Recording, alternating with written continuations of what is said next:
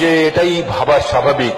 অনেক স্টুডেন্ট আছে যারা ভাবছে যে ও তো অনেক বড় লোক, আমার জীবন তো অনেক কষ্টের, ওকে দেখি ভালো ইংরেজি জানে, আমি তো ইংরেজি জানি না, ওকে দেখি অনেক স্মার্ট, আমি তো স্মার্ট না, ওকে দেখি আরো ভালো ইনস্টিটিউশনে পড়ে, কেউ এনওয়াইইউতে পড়ে, কেউ প্রিন্সটনে পড়ে, কেউ সিমেন্সে পড়ে, কেউ নর্দার্ন ইউনিভার্সিটিতে পড়ে, কেউ বোস্টন ইউনিভার্সিটিতে পড়ে, তাদের সঙ্গে তোমাদের কম্পিটিশন।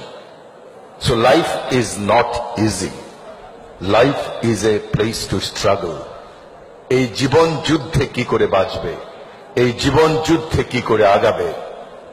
আমি একটি কথাই বলছি, সবুজ সাহেব বা এই টিচার যারা আছেন তারা যদি আজকে এখানে এত বড় স্বপ্নদ্রষ্টা হতে পারেন, আনিসুল হকের মতো একটি মধ্যবিত্ত ঘর থেকে উঠে আসা, যে এক সময় মাইলের পর মাইল হেঁটে স্কুলে গেছে, মফস্বলের স্কুলে পড়াশোনা করেছে, মফস্বলের ইউনিভার্সিটিতে পড়াশোনা করেছে, তোমাদের মতো ইউনিভার্সিটিতে পড়ার সুযোগ হয়নি, তোমাদের মতো এত ক্যাম্পাসে পড়ার সুযোগ হয়নি, সেই যদি ছোট্ট একটি মেয়র হতে পারে, তোমরা প্রতিটি স্টুডেন্ট পৃথিবীর সর্বশ্রেষ্ঠ স্টুডেন্ট, সর্বশ্রেষ্ঠ নাগরিক হতে পারো। Have that confidence in your mind please. আমি কিন্তু কোনো মিথ্যে কথা বলছি না, আমার সময় কম, না হলে জীবনের এত পরত পরত সংগ্রাম করে আমরা এসছি, জীবনকে আমরা তখন দেখতে পেতাম না, তখন ইন্টারনেট ছিল না, আমাদের কাছে সারা পৃথিবী উন্মুক্ত ছিল না, আমরা জীবনকে দেখতে পেতাম না। তোমরা এখন জীবনকে কিন্তু দেখতে পাও। Build up your own confidence. আমি পারবো, মানুষ পারে না এমন কিছু নেই। মানুষের জন্যই বলা হয় মানুষ স্বপ্নের সমান বড়, মানুষ কখনো কখনো স্বপ্নের চাইতেও বড়। সেই স্বপ্নকে যদি তোমাকে ধরতে হয়, সেই স্বপ্ন দেখতে হবে। আমাকে যদি আজকে জিজ্ঞেস করা হয় তোমার জীবনের সবচেয়ে বড় শক্তি কি ছিল, আমি জানি না অন্য কে কি বলবে। আমি নিশ্চিত করে তোমাদের বলতে পারি, আমি যে কোনো জায়গায় বলবো, যে কোনো পরিস্থিতিতে বলবো, আমার জীবনের সবচেয়ে বড় শক্তি ছিল আমার মায়ের দোয়া। তোমাদের কাছে আজকে এটা ইমোশনাল কথা মনে হতে পারে, কিন্তু জীবনে যখন আমার জায়গায় আসবে অথবা আমাদের জায়গায় আসবে, তখন দেখবে ওটা কি শক্তি। গল্প, আমার মার কোনো কিছু হলে আমি বলতাম, পায়ের নিচে শুয়ে বলতাম আমার গায়ের উপর একটা পা রাখো তো, আর আমাকে একটা ফু দাও। তো আমার জীবন এখনো ফুয়ের মধ্যেই চলছে। আমি যখন ম্যাট্রিক পরীক্ষা দেই আগের রাতে, আমার অনেক জ্বর, অনেক অনেক জ্বর, 104 ডিগ্রি হবে। আমি সকালবেলা উঠে বললাম, মা আমি তো আর পরীক্ষা দিতে পারবো না। আমার মা আর 10টা মায়ের মতো খুব শিক্ষিত নন। তা আমার মা বললেন, এটা কি হয় নাকি রে বাবা, তুমি যদি এবার পরীক্ষা না দাও তুমি তো 1 বছর ফেল করে যাবে। আমি বললাম, আমার তো কোনো উপায় নেই, আমি তো চোখে কিছু দেখছি না। উনি অনেক দোয়া টোয়া করে আমাকে একটা ফু দিলেন, দিয়ে হাত ধরে বললেন চলো যাই। পরীক্ষা 3 ঘন্টার জায়গায় প্রায় 2 ঘন্টা পরীক্ষা দিয়ে বেরিয়ে গেলাম। বাইরে বিপর্যস্ত মা বসে আছেন, আমার ছেলে কি করছে ভিতরে। বাইরে বেরোলাম, বলল কি পরীক্ষা শেষ হয়েছে, সব প্রশ্নের উত্তর দিয়েছো? আমি বললাম না, মাত্র 34 প্রশ্নের উত্তর দিয়েছি, 34 নাম্বার। তো বলে পাস কততে? আমি বললাম পাস তো 33-এ। আমি বললাম, মা তোমার ফুয়ে আর কোনো কাজ হবে না। বলে আচ্ছা কাজ না হোক, আসলে একটা ফু দেই। এবার ফুটে একটা নামাজ পড়ে দেই। ওখানে 2 রাকাত নামাজ পড়লেন, একটা ফু দিলেন সারা গায়ে। বিলিভ মি, এটা হয়তো এটা এক ধরনের কাকতালীয় ব্যাপার হতেই পারে, কিন্তু আমি আজও বিশ্বাস করি 34-এ 34 পেয়েছিলাম। সো আনিসুল হকের জীবনে ওই মার দোয়া দিয়ে আমার সারা জীবন, এখনো কোনো কিছু হলে মায়ের কবরের কাছে যাই, যে দাঁড়াই। এই কি বলে, এই মেয়রের পদে আমি দাঁড়াবো না ঠিক করছিলাম যে না, আমার দ্বারা তো খুব কঠিন একটি কাজ, আর আমি মানসিকভাবে তৈরি নই। তো আমার বাবার বয়স 95। বাবাকে যে বললাম, বাবা কি করব, মাননীয় প্রধানমন্ত্রী চান যে আমি মেয়র হই, একটি বড় উপহার একজন প্রধানমন্ত্রীর কাছ থেকে, কি করি আমি? বলে তোমার মায়ের কাছে যাও। তো আমি বলি, মা তো কবরে। বলে ওইখান থেকে ফু দিবে, ঘুরে আসো। তো বুঝলাম বুড়া বোধহয় আগের দিন রাত্রে বুড়িকে স্বপ্ন দেখছে। সুতরাং আমি তোমাদের বলি, এই বয়সে এসে, আমার বয়সে কিন্তু আমি বুঝতাম না যে মার বা বাবার দোয়া কত পরিশ্রম। ওদের একটা স্বপ্ন আছে তোমাকে নিয়ে, সেজন্যই এত কষ্ট করে তোমাকে পড়ায়। ওদের একটা স্বপ্ন আছে, বাচ্চা এটা হবে ওটা হবে। তোমার স্বপ্নের সঙ্গে সেটি নাও মিলতে পারে। স্বপ্ন নেই জীবনে এমন কোনো মানুষ নেই, স্বপ্ন মানুষকে বাঁচিয়ে রাখে। আমার বাবা, যার বয়স 95 বছর, গত 1 মাস থেকে যিনি খাট থেকে উঠতে পারেন না, তাকেও আমি স্বপ্ন দেখতে দেখি। 1 বছর আগে বা 8 মাস আগে স্বপ্ন ছিল যে ছেলে তো অনেক জায়গায় অনেক মাতবরি টাতবরি করেছে, ছেলেটা যদি মেয়র হয়। তার স্বপ্ন ছিল তার একটি ছেলে, সে সেমি আর্মিতে কাজ করতো, আনসারে, সবসময় স্যালুট দিত। তো আমার ছোট ভাইকে বলল, আমি চাই আমার স্বপ্ন আমার কোনো ছেলে স্যালুট নিক।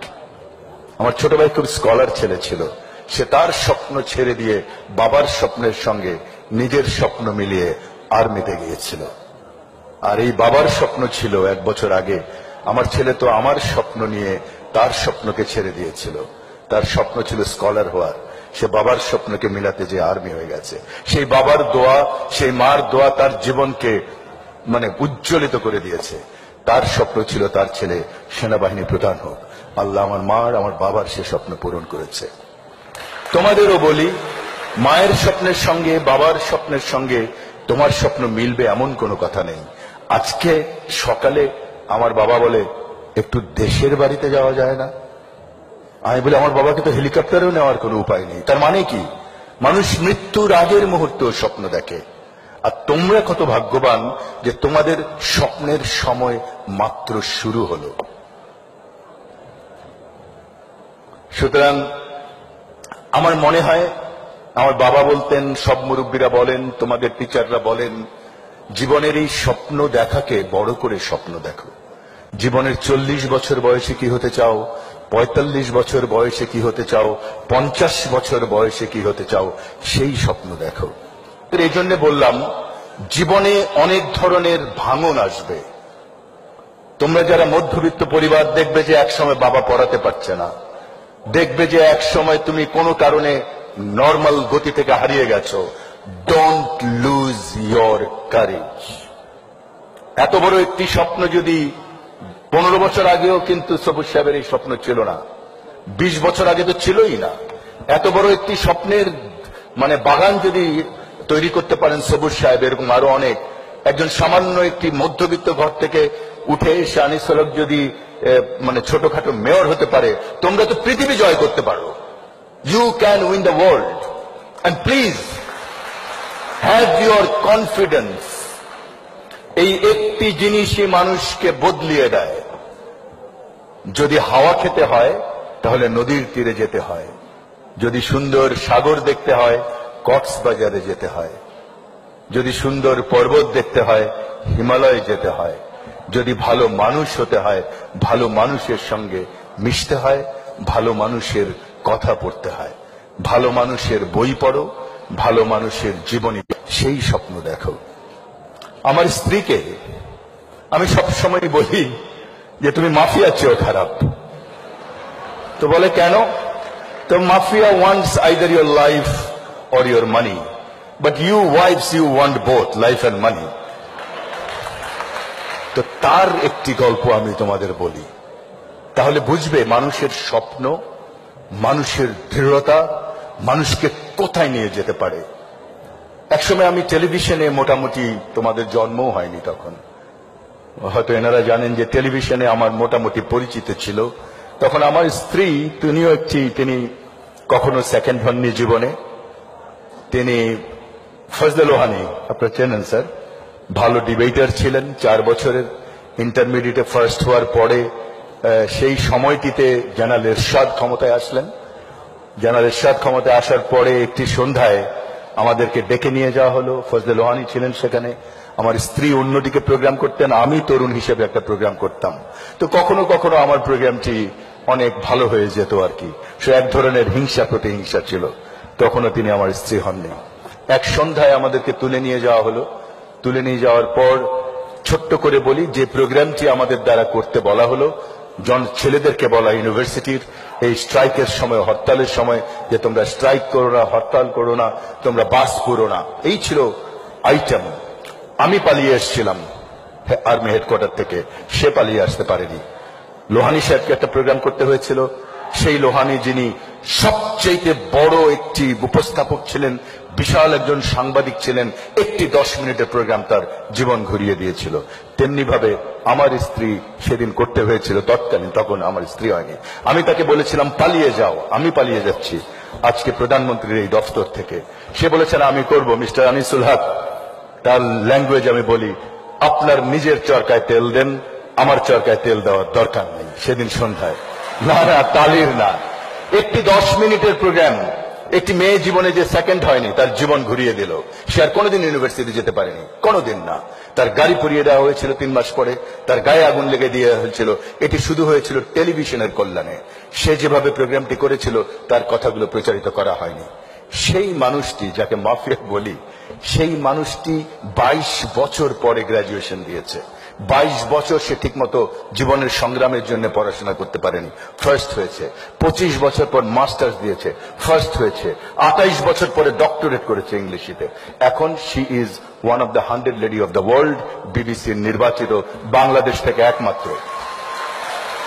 শি রাইটস এভরি ওয়েডনেসডে ওই যে editorial pad in daily star. এবছর সে বাংলাদেশের দ্য বেস্ট এন্টারপ্রেনিয়ার ডেইলি স্টারের। ব্যবসা করে, ও ব্যবসা করে, আনিসুল হক ও কামায়, আনিসুল হক খায়।